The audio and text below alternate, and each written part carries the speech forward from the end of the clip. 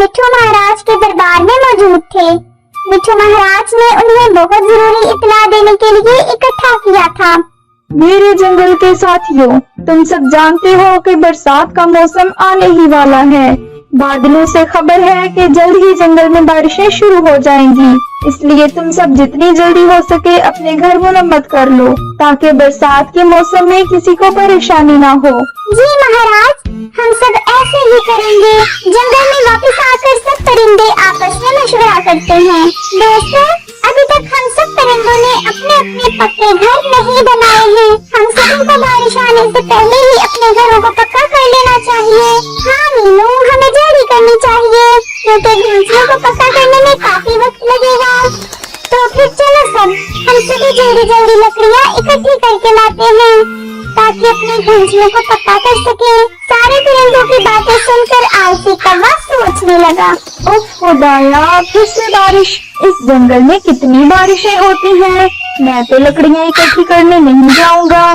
सोच कालू सोच, कोई तरकीब निकाल। हाँ, रात को जब सारे परिंदे सो रहे होंगे तब मैं इन्हीं में से किसी की लकड़ियाँ चुरा कर अपना घोंसला पक्का कर लूंगा। करने दो इन बेवकूफों को मेहनत। कालू कौवे ने कहा, सुनो दोस्तों, मैं लकड़ी की तलाश में तुम सबके साथ नहीं जाऊंगा। मेरे दूर के मामा जी का बहुत बड़ा लकड़ियों का कारोबार है। मैं तो अपनी लकड़ियाँ उन्हीं से ले लूंगा। क्या कहा जी? मैं तो नहीं जानती आपके किसी ऐसे मामा जी को जिनका लकड़ियों का कारोबार हो। आपका तो सारा खानदान ही आलसी है। कालू कौवा घबरा के बोला, गोरी, तुम घोंसले में चलो, वहाँ मैं तुम्हें सारी बातें बता दूंगा। जल्द ही सब परिंदे लकड़ियों की तलाश में निकल गए। कालू कौवा और गोरी कौवी अपने घोंसले में आ गए। तब कालू कौवा गोरी से बोला, गोरी, कितना फिजूल बोलती हो ना तुम। मेरे ऐसे कोई मामा नहीं है। मेरे दिमाग में बिना मेहनत किए ही अपना काम निकालने की एक तरकीब आई है। तुम बस देखती जाओ।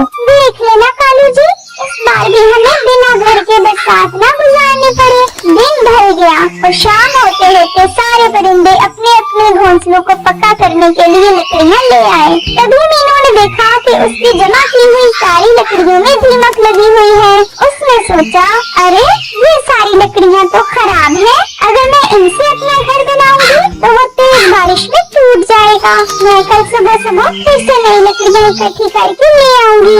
ऐसा कहकर मीनू सो गई। सबके सो जाने के बाद कालू धीरे धीरे उड़ते हुए सारे परिंदों के घोंसलों में रखी हुई लकड़ियों को देखने लगा और उसने सोचा, एक काम करता हूँ, मैं इस मीनू की बच्ची की जमा की हुई सारी लकड़ियाँ चुरा लेता हूँ।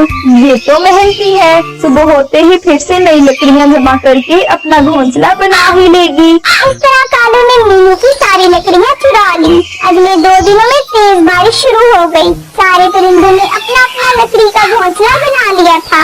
कालू ने भी एक ठीक ठाक घोंसला तैयार कर लिया था, लेकिन वो दीमक लगी हुई लकड़ियों का बना था। शाम होते होते बारिश बहुत तेज हो गई। तेज बारिश में कालू कौवे का घोंसला टूटकर आधा हो गया और नीचे पानी में गिर गया। पूरे बरसात का मौसम कालू और उसके आलसी खानदान को तेज बारिश में भीग